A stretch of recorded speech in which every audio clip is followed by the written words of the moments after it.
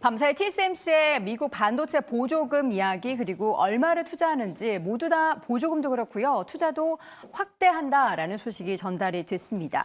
지금 사실 우리나라 같은 경우에는 삼성전자 관련해서 산업통상자원부에서 반도체 보조금 얼마를 받게 되는지 아마도 3월 말쯤에는 전달이 될 거다라고 했는데 이게 지금 열흘 가까이 지났는데도 안 나오고 있거든요.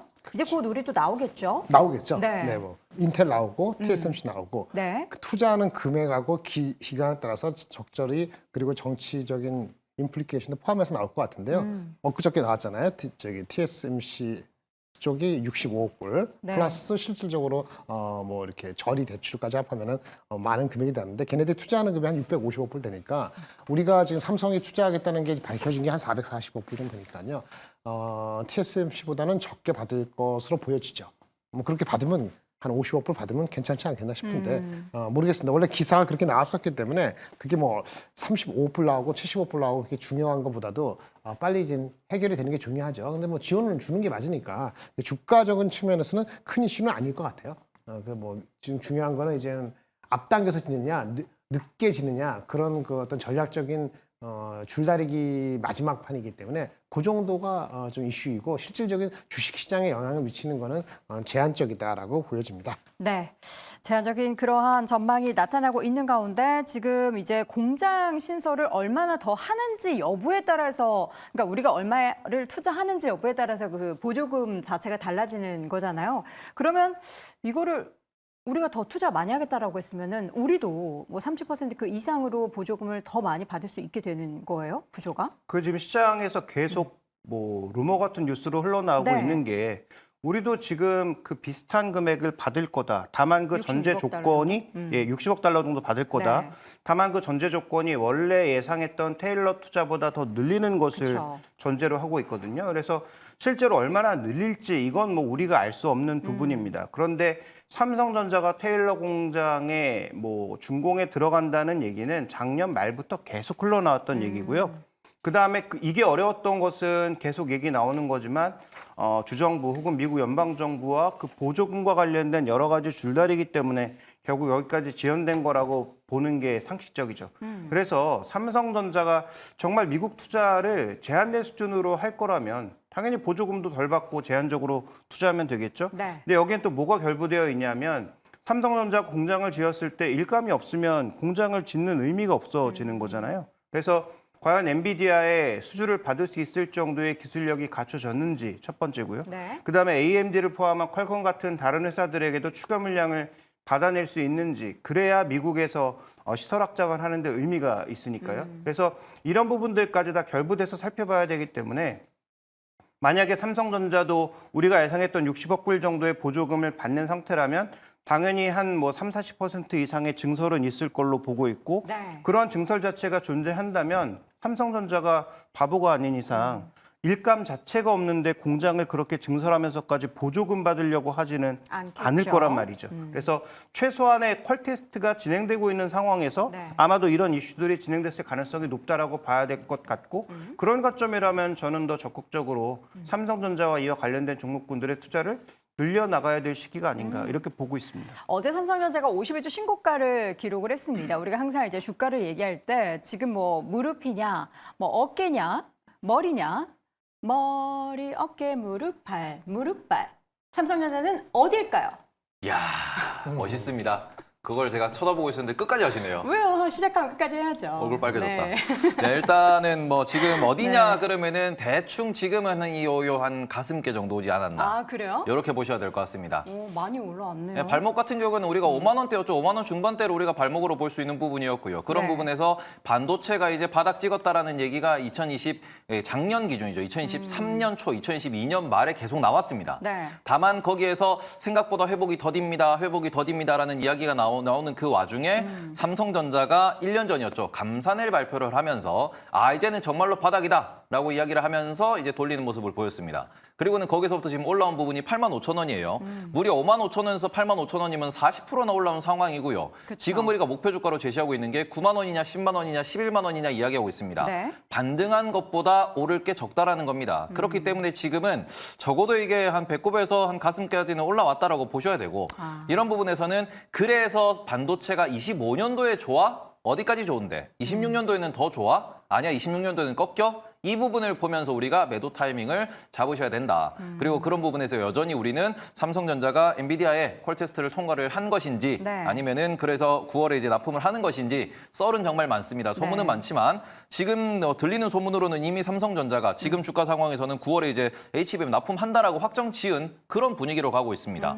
다만 이게 아직까지 확정적인 소식이 들리지 않고 있다 보니까 요게 또 연기가 된다 그러면은 삼성전자는 또 흔들릴 수 있다라는 거죠. 네. 그런 부분에 있어서 결국 반도체가 AI 시장에서 확장되고 더 많이 팔린다라는 건 맞습니다.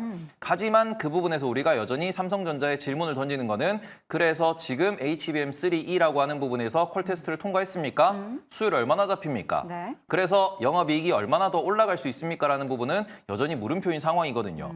그러다 보니까 아직까지는 우리가 가슴 정도로 볼 수 있겠으나 그 부분에서 HBM이 붙으면은 머리가 길어지는 거겠죠. 그렇죠? 아니, 목이 길어지면 안 돼요? 머리가 길어지면 너무 이상하잖아요. 목이 예. 길어진다고 하겠습니다. 기린이 되는 거죠? 네, 목이 예. 길어지는 거고 수율이 좋아진다라고 하면 목이 더 길어지는 거고요. 네. 그런 상황에서 어제 뭐 JP모건에서 또 흥미로운 얘기를 했습니다. 뭐냐 그러면은 전 세계 1등 은행이라고 하는 그 기업의 CEO가 나와서 주주 소환을 보냈는데 다른 건 다 차치하고 이 얘기를 가장 집중적으로 다뤘습니다. 우리도 AI 한다. 우리도 AI 인력을 3,000명에 가까이 뽑아가지고 AI 관련돼서 기술을 개발하고 있다. 은행조차도 AI를 해야만 한다. AI는 우리가 컴퓨터를 개발했을 당시, 전화를 개발했을 당시만큼의 혁명적인 기술이다라고 이야기를 했습니다. 그만큼 어찌 보면 지금 AI에 대해서 긍정적으로 바라볼 수밖에 없는 부분이고 거기에 우리나라 삼성전자 하이닉스는 올라탔습니다. 근데 올라탄 게 하이닉스는 양발 다 올라가 있는 상황이고 삼성전자는 한 발만 거치고 있어요. 네. 그래서 이 부분에 있어서 삼성전자, 하이닉스 여전히 좋습니다. 다만 이 부분에서 목이 얼마나 길어질지에 대해서는 시간을 두고 차분히 보셔도 늦지 않다. 이렇게 말씀을 드리고 싶습니다. 목이 길어 슬픈 사슴이 되느냐 아니면 목이 더 길어서 더 높이 있는 먹이를 딸 수 있는 기린이 되느냐인데 지금 가슴이라고 이야기했는데 우리 김장렬 교수님은 네. 어디까지 올라왔다고 생각하세요? 네, 비슷한 것 같습니다. 아, 가슴 정도 비슷해요? 온 것 같고요. 어떤 분은 이제 목까지는 아니더라도 턱까지 왔다고 생각할 것 같은데 턱이 네. 하면 숨이 가쁘잖아요. 그러니까 목까지 가슴까지 왔다고 네. 생각하시는 게 좋을 것 같은데 똑같습니다. 내년도 실적에 대한 가시성이 올해 한 6월 정도에 잘 잡히면은 그 애널리스트 얘기하는 목표 주가에 근접하게 갈 것 같고요. 한 6월까지 그게 잘 안 잡히면은 아마 탄력이 많이 둔화될 수 있다고 보여집니다. 그래서 5월, 6월이 아마 올라갈 수 있는 가장 중요한 금리 인하가 없더라도 네. 마지막이 아니죠. 마지막이 아니지만 그 각도로 봤을 때는 마지막 그 불꽃을 태울 수 있는 각도라고 보실 수 있을 것 같고 그다음엔 아마 각도가 낮아질 거예요. 왜냐면 내년 실적에 대해서 아마 7, 8억 되기 전에 다 땡길 거거든요. 그게 땡겨야지 12만 원 목표 주가가 타당성이 있는 거. 그렇지 않으면 10만 원 정도 못 가서 다시 내려온다고 보시는 게 맞을 것 같습니다. 네. 근데 이제 증권사별로 이 이익이 그러니까 목표가는 뭐 서로 다를 수 있지만 그렇죠.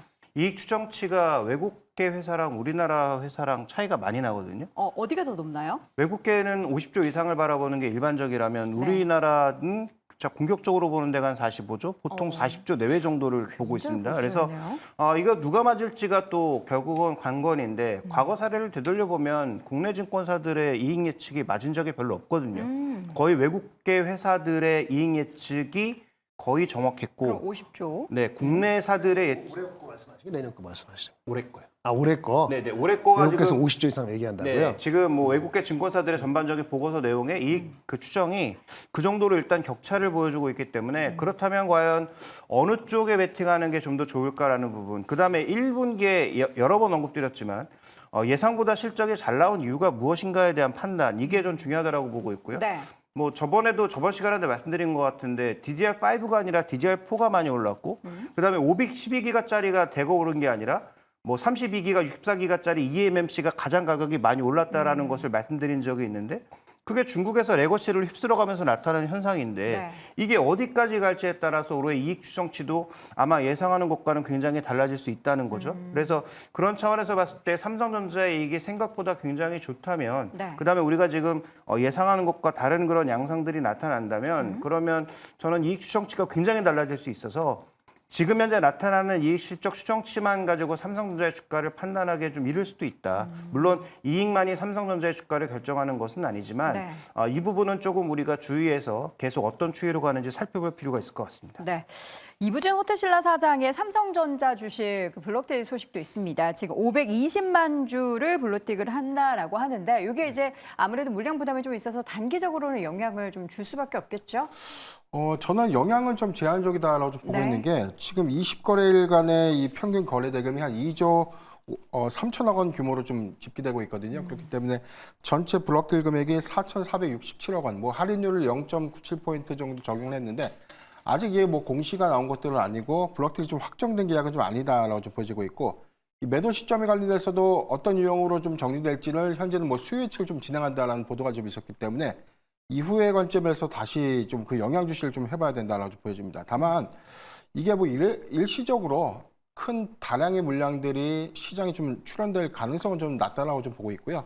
현재 주가의 이 매각가액들을 좀 보면 한 83,700원에서 84,500원 이 부분이 이제 할인율을 좀 적용했을 때에 대한 가격 추정치인데 네. 현재 주가가 83,900원대라고 좀 감안을 해보면 이게 단기간에 시장에 좀 영향을 줄 만한 물량이다라고 좀 보여지지 않고 있기 때문에 전 영향은 좀 제한적이다라고 보고 있습니다. 알겠습니다. 자, 지금 삼성전자에 대한 매수를 적극적으로 늘릴지 말지에 대한 고민을 하고 계신 분들은 사실 많지 않을 것 같습니다. 저처럼 아예 못 산 분들은 그냥 이렇게 멀리서만 바라보실 것 같은데 기회를 줄 것 같기는 해요. 가슴에서 뭐 위로 바로 올라가지는 않을 거 아닙니까? 일단 지금 마이크론의 실적을 놓고 보시면 2분기 가이던스를 조금 보수적으로 제시를 하긴 했습니다. 이제 그런 부분에서 최근 업데이트되는 거는 뭐 보수적으로 제시했었으나 어제도 뉴스가 나왔어요. 그 네. 지금 가격을 뭐 본인의 판매가를 25% 올리겠다. 네. 뭐 그런 얘기가 나오면서 오히려 2분기 가이던스가 상향되는 거 아니냐라는 얘기도 나오고 있는데 삼성전자랑 하이닉스 같은 경우에는 작년에 정말 지겹도록 말씀을 드렸습니다. 그리고 그런 상황에서 매도를 하려 그러면은 반도체 업사이클의 고점을 보시면서 매도를 하셔야 된다라고 말씀을 많이 드렸는데 아직 반도체 업사이클의 고점은 안 왔습니다. 네. 하지만 단기에 이게 이동 평균선을 많이 좀 이탈할 만큼 좀 급등이 나왔기 때문에 이런 부분에서 차익 실현이 나올 수 있으니 지금이라도 진입하고 싶다라고 하시면은 결국 분할 매수를 하시는 수밖에 없다. 그리고는 그 분할 매수 같은 경우에는 몇 분할이라고 말씀드렸죠? 100분할. 그렇죠. 100분할을 네. 하셔야 된다. 그래서 매일매일 접근 들듯이 이제 오르든 빠지든 매수하겠다라는 전략으로 접근하시는 게 네. 좀 더 맞지 않나 이렇게 말씀을 드리고 싶습니다. 방금 약간 가스라이팅 당한 것 같았습니다. 100분할 기억하도록 하겠습니다. 다시 한번 한 줄평 내용 확인을 해볼까요? 김장렬 고수의 의견입니다. 역시나 여기도 분할 매수가 있네요. 네, 분할 매수. 단 기간별 목표 주가 도달 가정을 명심하자. 김종희 고수는 삼성전자도 좋고 관련주도 좋다. 변효인 고수는 실적으로 증명한다. 하반기는 더욱 기대될 것이다. 태보 고수는 100% 분할 매수라고 의견을 남겼습니다. 네, 오늘 장탑5 함께하고 있습니다. 이어서 3위 주제 확인해 보시죠.